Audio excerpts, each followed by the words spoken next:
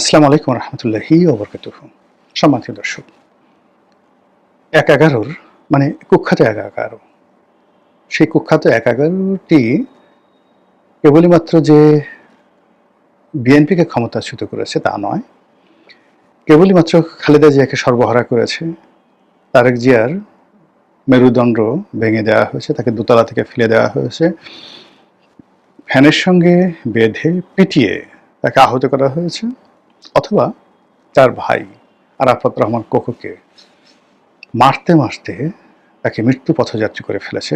এটাই নয়, এই ১/১১ আওয়ামী লীগ বিএনপির সকল রাজনীতিবিদদেরকে রীতিমতো জাহান্নামের আগুনের মধ্যে ফেলে দিয়েছিল, ব্যবসায়ীদের জীবন তছনছ করে দিয়েছিল।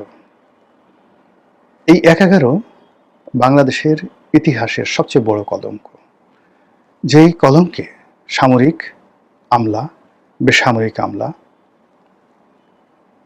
চতুর ২ নম্বর রাজনীতিবিদ, কিছু সাংবাদিক, প্রথম আলো, ডেইলি স্টারের মতো সংবাদপত্র, বেশ কিছু দালাল এবং ফুরিয়া সবাই মিলে সেই মঈনুদ্দিন ফখরুদ্দিন সরকারের সেই সময়টিতে বাংলাদেশের উপরে যে রীতিমতো ধর্ষণ কর্ম চালিয়েছিল, সেই ধর্ষণ কর্মে অর্থনীতি তছনছ হয়েছিল, গণতন্ত্র তছনছ হয়েছিল, প্রশাসন যন্ত্র, মিলিটারি তন্ত্র তছনছ হয়েছিল, এবং ওটা আমরা এখনো পর্যন্ত আমরা সেই জায়গা থেকে ফিরে আসতে পারিনি। ১/১১ পূর্ববর্তী বাংলাদেশের রাজনীতি আর এখনকার রাজনীতি, ১/১১ পরবর্তী রাজনীতি, এই দুইয়ের মধ্যে আকাশ এবং পাতাল পার্থক্য। এই সর্বনাশ যারা করেছে তারা সবাই মোরাললেস দেশ থেকে বিতাড়িত। আর কয়েকজন আছেন যারা দৃশ্যপটে নেই, পালিয়ে আছেন, দেশের মধ্যে আছেন কিন্তু পালিয়ে আছেন। দু একজন আছেন যারা অতি চালাক, তারা সমাজে ঘোরাফেরা করছেন, বড় বড় কথা বলছেন, কিন্তু তারা সেই কুশীলব হিসেবে ওই সময়ের যে অপকর্ম, সেই অপকর্মের কারণে তারা মানে অনুশোচনা বোধ না করে আরও একটি ১/১১, আরও একটি ২/১১ ঘটানোর জন্য যে চেষ্টা তারা করেছিল, তার প্রেক্ষিতে কিন্তু এই জুলাই আগস্ট বিপ্লবের পরে যে অন্তর্বর্তীকালীন সরকার গঠিত হলো, সেই ঘটনাটি ছিল মূলত ১/১১ ভার্সন 2। ১/১১ সময় যিনি কুশীলব ছিলেন ডক্টর মোহাম্মদ ইউনূস, তিনি এটার প্রধান ছিলেন।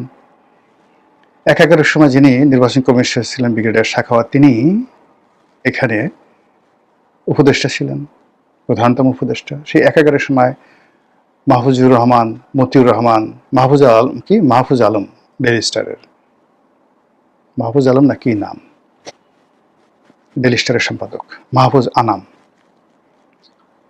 তো এরাই এই ডক্টর মোহাম্মদ ইউনূসকে পরিচালনা করেছে গত ১৭ মাস, এবং তারা ডক্টর মোহাম্মদ ইউনূসকে পচিয়ে গলিয়ে ছেড়ে দিয়ে এখন আবার তারেক রহমানের ঘাড়ে ভর করার জন্য প্রাণান্ত চেষ্টা চালিয়ে যাচ্ছে। আবার আগের মঈনুদ্দিন ফখরুদ্দিনকে ঘাড়ের উপর বসে তারা কিন্তু তাদেরকে পচিয়েছে।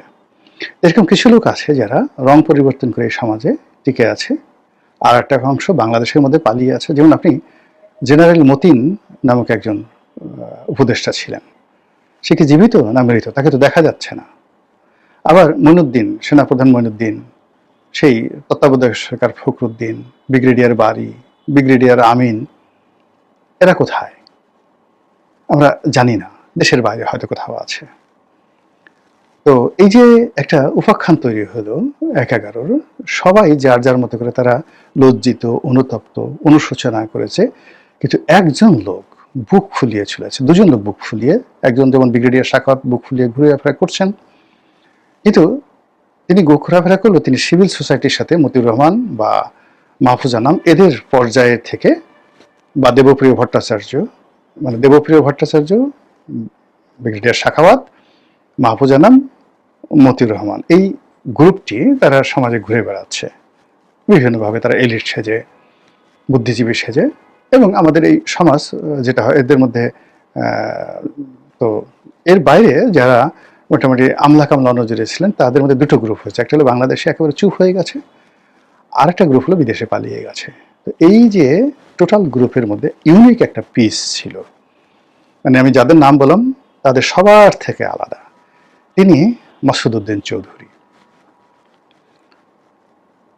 11 সরকারের পতনের পরে আওয়ামী লীগ সরকার যখন এলো, তখন যাদেরকে সেফ এক্সিট দেওয়া হয়েছিল বা বাংলাদেশে যাদেরকে নিরাপত্তা দেওয়া হয়েছিল, তাদের বাইরে গিয়ে এই মাসুদ উদ্দিন চৌধুরীকে পুনর্বাসন করার চেষ্টা করা হয়েছে। তাকে রাষ্ট্রদূত বানানো হলো অস্ট্রেলিয়াতে, তারপর তাকে এমপি বানানো হলো।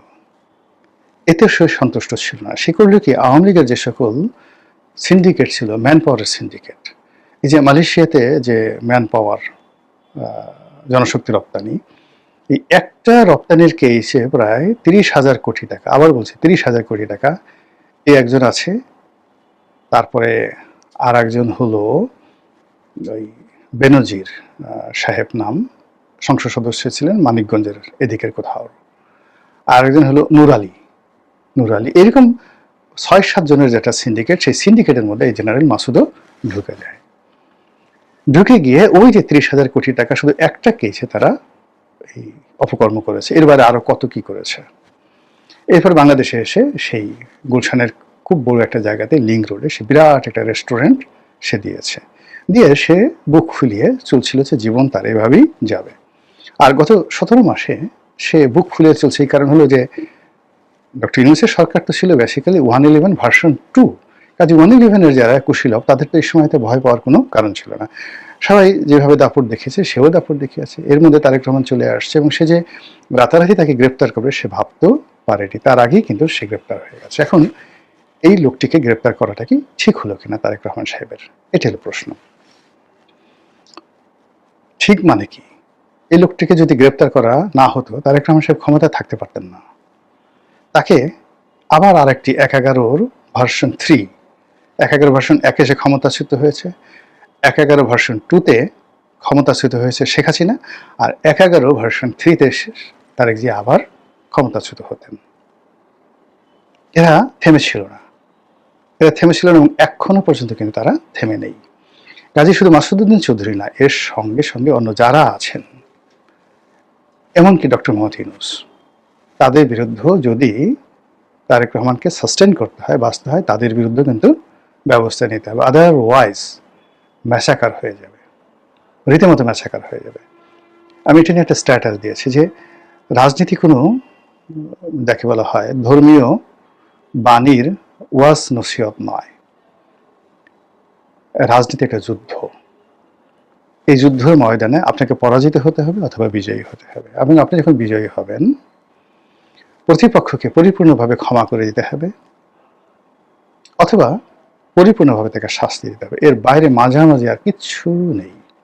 এই হলো অবস্থা।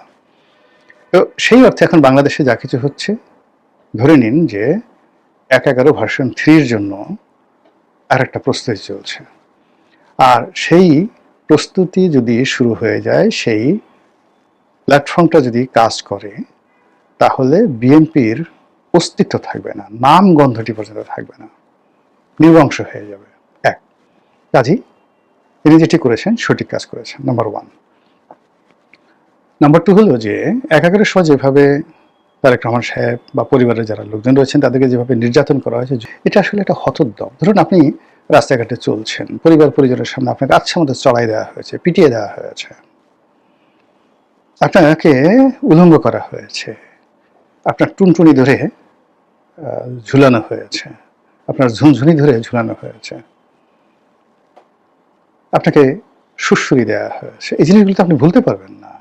আপনার পায়ু পথে মোমবাতি ঢুকিয়ে দেওয়া হয়েছে, এই জিনিসগুলো আপনি ভুলতে পারবেন না। জাস্ট একটা উদাহরণ আমি দিলাম।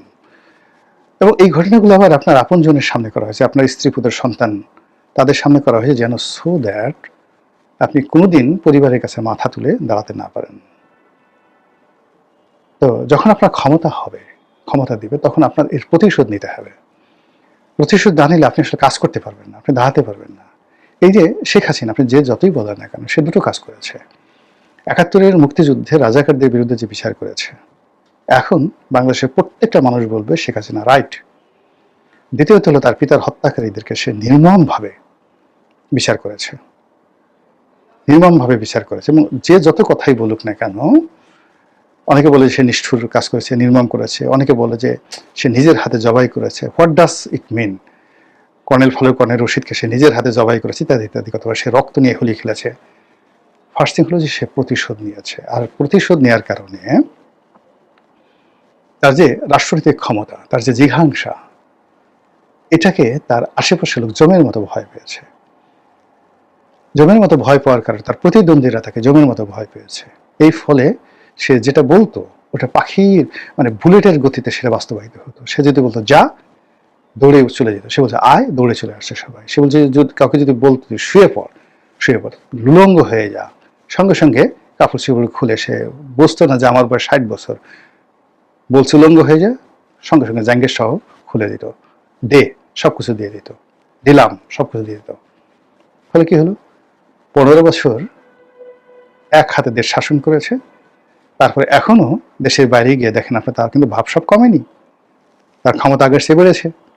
সে এখন দিল্লির রাজপ্রাসাদে থেকে এখনো যেভাবে হুমকি দিচ্ছে, ধামকি দিচ্ছে, যেভাবে গালাগাল করছে, মানে এটা সে কখনোই করতে পারতো না যদি তারেক রহমান সাহেবের সাথে যে আচরণ করে, অর্থাৎ তাকে যদি ধরে তার মেরুদণ্ড ভেঙে দেওয়া হতো, তাকে যদি এভাবে ফ্যানের সঙ্গে টানানো হতো, তাকে যদি এভাবে আছাড় দিয়ে দোতলা থেকে ফেলে দেওয়া হতো, গিয়ে দেখতেন যে সে দিল্লি থেকে কথা বলতো না, কথা বলতে পারতো না। আবার যদি সে কোনো কারণে তারেক রহমান সাহেবের মতো ফিরে আসতো, ফিরে আসার পরে মানে সে আসলে কথা বলতে পারতো না।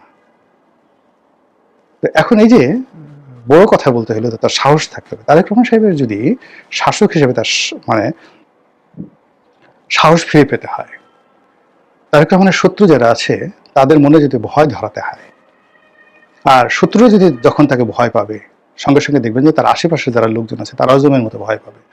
এবং রাজাকে যদি ভয় না পায়, সেখানে আর যা হোক না কেন শাসন হয় না। রাজা কখনো দুলাভাই হয় না, রাজা কখনো শ্যালক হয় না, রাজা কখনো কারো বিআই হয় না, বিআইন হয় না, রাজা রাজা।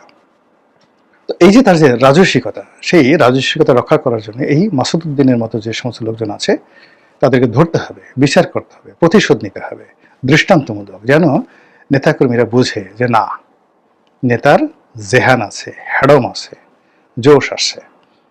এবং প্রত্যেকটা লোকের কাউকে ছাড়াছাড়ি নাই। যেমন শেখ হাসিনা কাউকে ছাড়েনি, এতে তার লস হয়নি, সে তার প্রতিপক্ষ কাউকে ক্ষমা করেনি। এমনকি তার নিজের দলের মধ্যে প্রত্যেকটা লোক, তোহাল সাহেব, আমর সাহেবের মতো লোক, সুরঞ্জিত সেন গুপ্তের মতো মানুষ জীবনের শেষ দিন পর্যন্ত ইয়ানফসি করাই ছাড়ছে।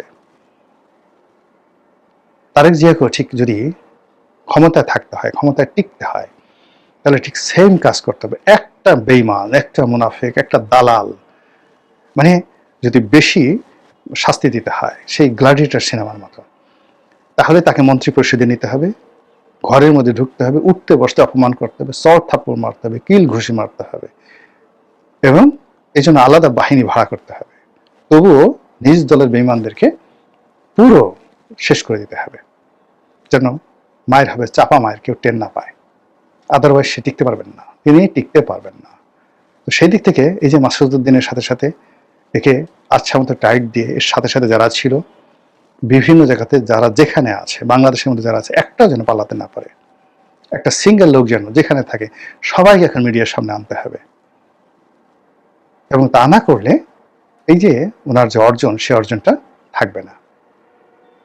মহান আল্লাহ আমাদের সবাইকে হেদায়েত দান করুন এবং হেফাজত করুন। আসসালামু আলাইকুম ওয়া রাহমাতুল্লাহি ওয়া বারাকাতুহু।